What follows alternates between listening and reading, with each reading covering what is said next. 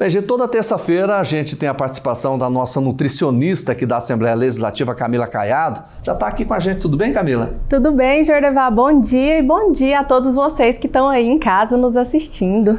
Camila, Semana Santa, historicamente é uma tradição, né, religiosa. Muita gente acaba adotando certos regimes alimentares, por exemplo, a questão do consumo da carne vermelha, não é? Isso tem riscos, por exemplo, para a pessoa mais idosa? Jordevar, hoje eu vim falar com vocês com muito respeito e muito carinho, porque eu também sou cristã e eu tô, claro, respeitando a fé e a devoção, e eu sei que mediante os jejuns a gente se conecta muito, né, em oração, e a gente reforça a nossa fé. Mas eu queria pedir encarecidamente, como profissional da saúde, que vocês, ao fazerem os seus jejuns, se preocupem também com a saúde de vocês. Quando a gente retira, principalmente uma pessoa idosa, ou uma pessoa que tem alguma imunodeficiência, ou alguém que está em algum tratamento de saúde, ou alguém que está sempre ficando doente, ou alguém que já está muito magrinho, com sarcopenia, dificuldade de ganhar massa magra, quando ela tira uma quantidade grande de proteína da dieta, muitas vezes ela está ali propiciando o seu organismo a ter mais dificuldades, a perder uma quantidade de massa magra. Aí você pensa, é só uma semana, doutora, mas uma semana faz tanta diferença, gente. Toma cuidado, pede aconselhamento para o seu nutricionista, conversa com o seu médico. Você que é aí filha, filho, olha aí para os seus pais que são mais idosos, tome um cuidado a mais com eles nessa semana, né? Porque essas tradições, né, Jordevar, ao longo dos anos foram aí aos poucos se perdendo, mas os nossos idosos, muitas vezes, eles ainda têm, né, alguns costumes que são bem arraigados. Pois é, tem gente, eu conheço pessoas que passa toda a quaresma sem comer carne vermelha, só comendo carne branca, carne peixe, por exemplo. Você falou aí numa semana. Agora, se isso for estendido para um mês, a situação pode se complicar.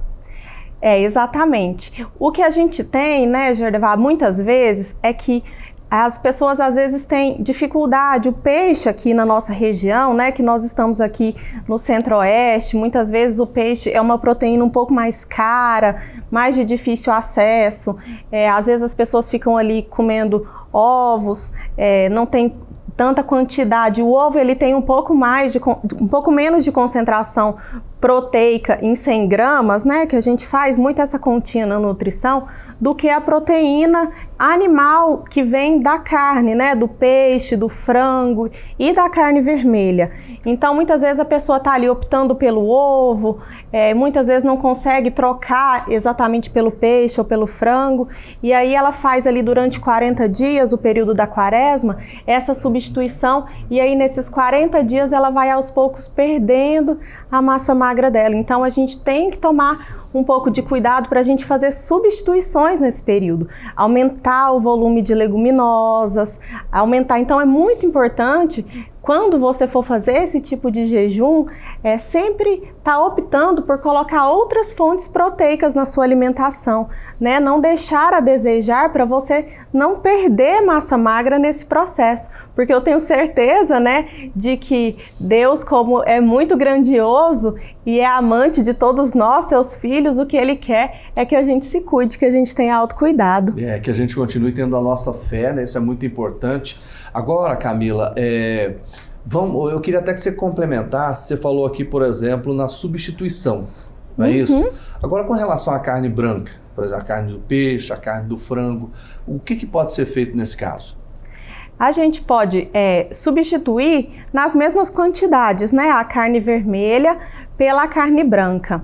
O que acontece, Jordevar, é que muitas vezes a pessoa não come o frango e muitas vezes só quer comer o peixe. E aí fica difícil porque a gente tem aí, você inclusive até mostrou, né, numa reportagem que eu cheguei a assistir, que a gente tem uma oscilação aí do preço do frango, e às vezes até, ou do peixe, em até 250%. Então fica muito difícil às vezes para as pessoas adquirirem esses alimentos. Mas a quantidade é a mesma. Então, às vezes até por conta do valor, a pessoa acaba comendo uma quantidade menor. Então, a gente tem que tomar cuidado pelas quantidades, porque a quantidade é a mesma. Então, a mesma quantidade que você comia ali de carne vermelha é a quantidade que você teria que comer aí de frango ou de peixe. Um tempo atrás eu fiz uma entrevista também com um padre de Trindade, né, comentando sobre essas promessas, né, muito difíceis, às vezes pessoas que andaram dias, até meses carregando uma cruz, as pessoas de joelho em espaços de muito longo, aquele sacrifício exagerado, né? E ele disse exatamente isso, olha, evite o sacrifício exagerado, a sua fé sim não precisa ter limites, mas o sacrifício deve ter limites, né? Até por conta da saúde das pessoas, né? Exatamente. Eu às vezes me deparo com pacientes diabéticos que fazem uso de insulina e que às vezes fazem jejuns aí prolongados de 20 horas, comem só num determinado horário do dia, nesses períodos. E isso é muito prejudicial à saúde dessas pessoas. Podem levá-las à internação, elas podem ter uma acidose. Então, gente, é crítico, não é às vezes uma coisa simples. Às vezes a pessoa está fazendo sem ter conhecimento do que pode acontecer ali com o organismo dela. Então, fiquem atentos aos seus pais, aos seus avós, nesse período que pode levar essas pessoas a fazerem esse tipo de jejum, com todo respeito à fé, com todo respeito e carinho às crenças e às devoções de vocês, mas o que Deus quer da gente é que nós tenhamos saúde para continuar orando por Ele. Camila, deixa eu te perguntar, por exemplo, no caso da pessoa idosa, ela resistir realmente em não consumir carne, por exemplo, durante essa semana. Tem algum suplemento, por exemplo, além daquilo que você falou das substituições, que os filhos podem colocar na dieta dos pais? Tem sim, Jordevar. A gente pode colocar, existem alguns suplementos próprios para essa terceira idade que são vendidos em farmácia, né?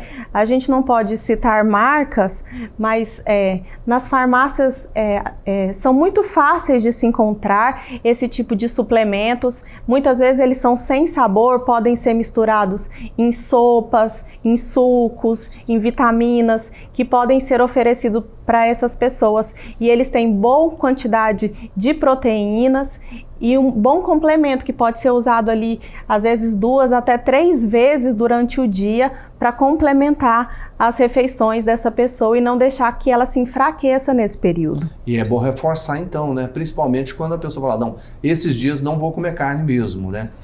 Exatamente. Muito importante procurar um profissional para saber exatamente a quantidade que essa pessoa deve consumir. Mas, se não puder, é importante sim complementar nesse período, sabendo que ela não está fazendo o consumo daquela quantidade que ela necessita, né? Então a gente tem esses suplementos nas farmácias e eles são específicos para o público idoso e a pessoa pode fazer a compra e ofertar ali para o seu ente para que ele faça esse consumo e se fortaleça aí nesse período onde não há esse consumo proteico.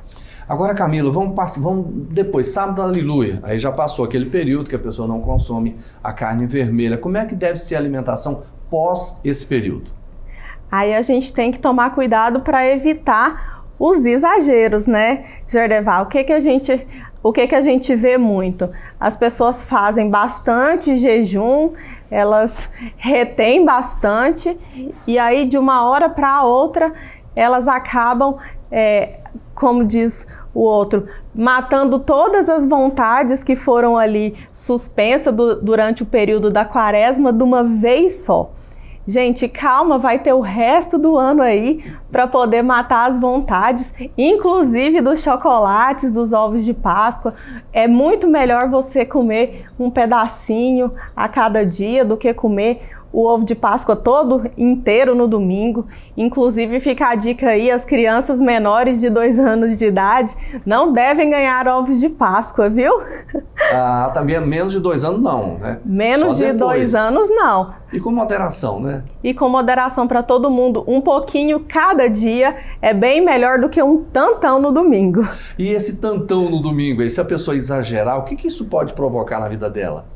Na verdade, o que vai provocar se ela comer um tantão de chocolate é que ela pode ter aí um desconforto intestinal, ela vai se sentir um pouco mais inchada, ela pode ter aí distensão abdominal, ela pode ter gases, ela vai trabalhar aí um pouco mais lenta aí na segunda-feira. Né?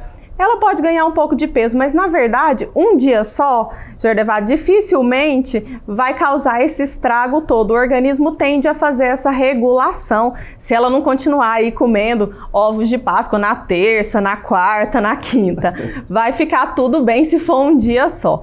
Mas acontece que é bem melhor a gente dividir em pequenas porções e ter esse prazer de comer o chocolate aí dividido em vários dias do que comer um tantão de uma vez só. Você tem o resto da vida para comer chocolate, fica tranquilo. Camila Caiado, nutricionista da Assembleia Legislativa, muito obrigado, viu, mais uma vez. Terça-feira, esperamos você. Eu que agradeço a você aí de casa, espero que eu tenha abordado o tema com a delicadeza necessária. Uma feliz Páscoa a todos vocês. Muito obrigada. Terça-feira eu estou aqui de novo, se Deus quiser. Seja sempre bem-vindo.